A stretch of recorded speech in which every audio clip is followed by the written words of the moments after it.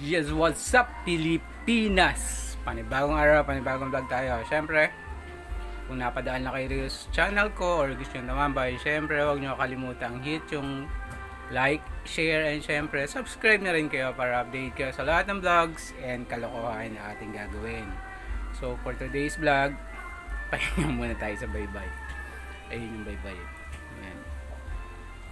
So, ngayon, tuturuan ko kayong gumawa ng pizza na hindi tayo gumagamit ng oven. So since dito tayo sa probinsya, hindi lahat ng tao dito may oven, diba? So ngayon, yung ituturo ko sa inyo, yung di kayo gagamit ng oven sa paggawa ng pizza. Kumbaga DIY pizza pero hindi siya no bake siya, hindi tayo gagamit ng oven. So, pag naantay natin guys, let's go. So guys, eto yung ituturo ko sa inyo, ang kailangan nyo lang is 2 to 3 pieces na egg, syempre keso, and eto 3 to 4 pieces nito sliced bread, tapos yung egg nga, tapos ketchup Del Monte baka naman. And ano pa ba?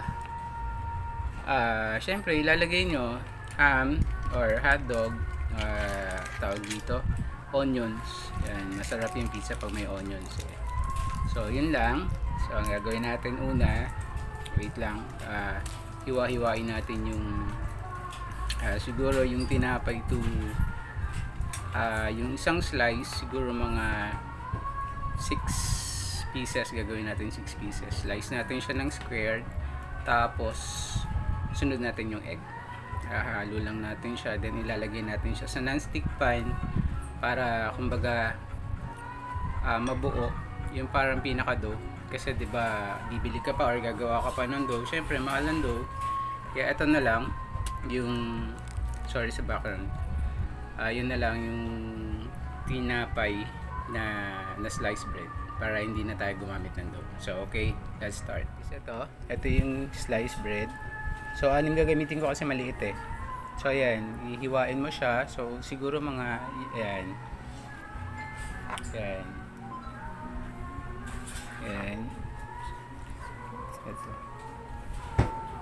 Yan. And same thing din sa dito, ganun din ang gagawin natin. Yan.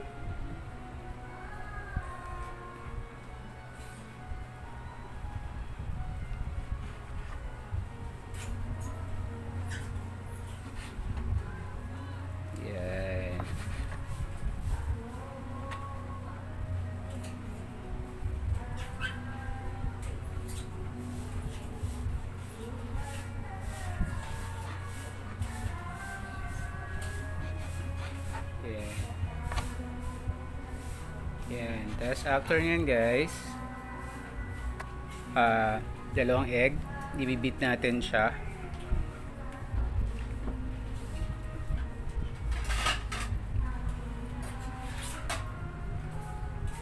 Bit yung dalawang egg dito sa bowl.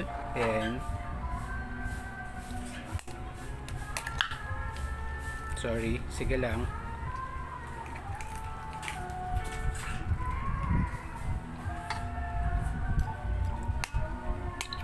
Yan. So ang gagawin guys, beat nyo siya. Yan, beat siya. Yan. Tapos pag na-beat nyo na siya, beat lang maigi para at least makita yung pinaka yellow nung egg. Tapos isasama natin yung tinapay dyan sa loob.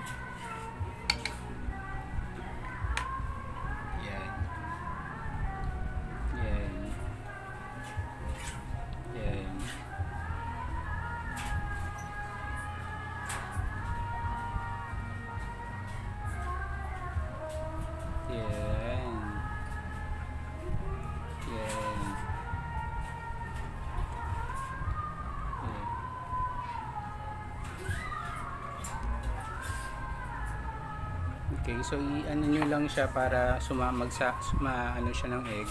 Yan. Yan.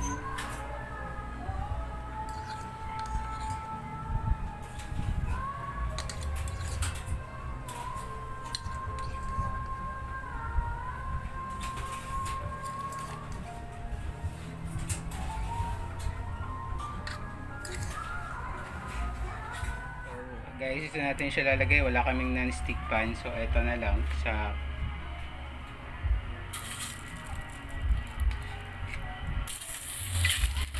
ayan.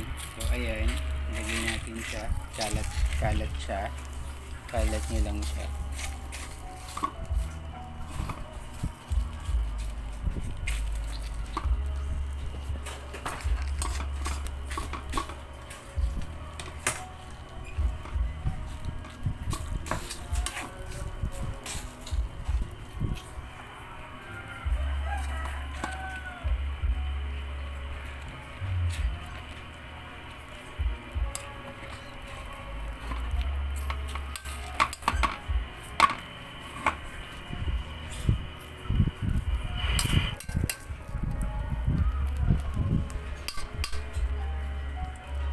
Ayan.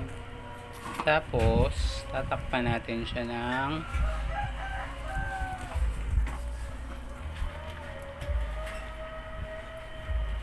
ayan.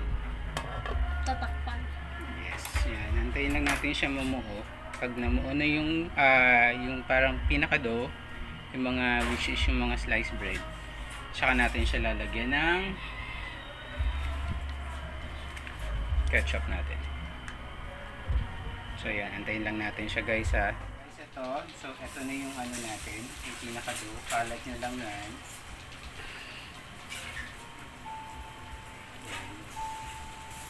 Kalat nyo lang siya.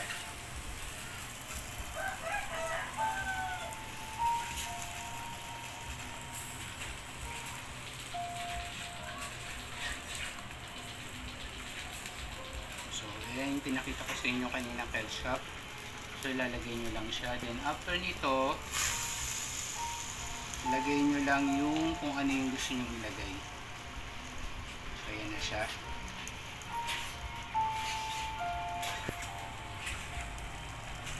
Yan. Guys, ito. So ito na yung ano natin, yung pinaka-dough. Kalat nyo lang yan. Yan. Kalat nyo lang siya.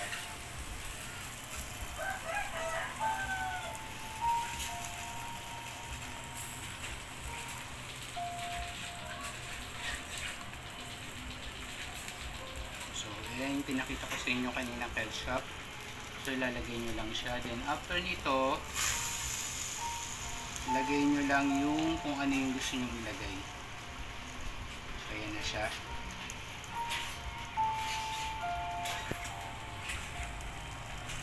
Ayan.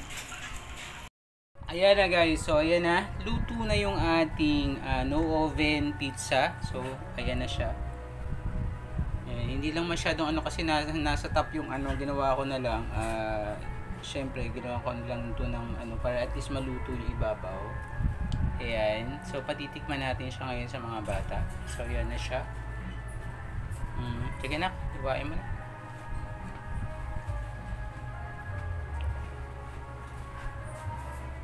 Ayan.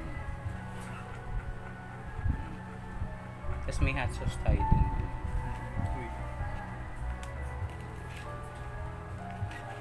Ang dami kasi nalagay sa ibabaw. Kuha ka na lang ng ansas, ano? Sige po. So, ayan na siya. Diba? Tignan nyo guys. Diba? Tignan nyo yung dough. Imbis na, diba, yung ibang dough kasi matigas si ilalim eh. Pag bumili pa kayo ng dough. So, ito, yung ginawa lang natin na yung tinapay lang siya. So, nasa sa inyo na yan kung gaano nyo siya kaano. So, ayan. Okay, guys. So, yun. Ayan, tignan nyo yung ano, nung pinagdaanan nung ano, diba, ano siya, hindi siya ganun kaano. Na yung iba kasi, magiging crispy kasi pagka in-oven mo siya. So, yan. Ano lasa na? So, yan na siya guys.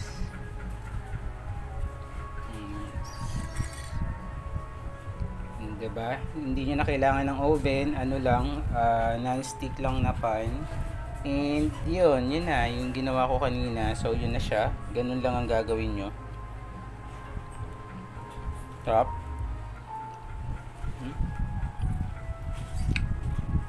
Ganun lang gagawin nyo guys. Kung meron na kayong pizza, may pang merienda na kayo ng mga bata. Ano yan. So yun na nga guys, nakita nyo na yung ating kumbaga pizza na hindi tayo gumagamit ng oven. So eto siya. Ito na yung ating finished product. Ayan. Diba? So yun na yun, meron na kayong pang merienda ng mga bata. So hindi kayo bibili ng dough, mabilis lang. Anything na nasa ref nyo, mga leftovers, may mga ganun ba. So at least magagawa nyo siya and magagamit nyo for merienda para sa sa family. So yun, diba? Sarap. So pahinga muna tayo sa dagat kasi kanina kasi mainit masyado, sobra.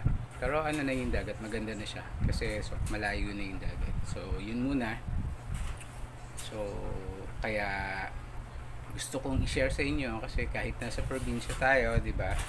Hindi naman kakulangan yung kung nasa probinsya tayo, hindi natin kayang gumawa ng anything na wala tayong oven. So yun, tinuro ko sa inyo gumawa ng pizza na walang oven, pan lang, and yun, kumbaga parang gumawa tayo ng alternate dun sa dough. Wala tayong makitang dough, ganun ang gawin nyo katulad ng ginawa ko kanina. So yun na guys, okay? So happy tummy everyone, mag-iingat kayo palagi. See you on my next vlog. Kita kits. Maraming salamat sa pagsama niyo sa akin today. Mag-iingat kayo palagi.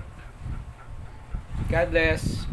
From Iloilo, I love you all. Bye bye.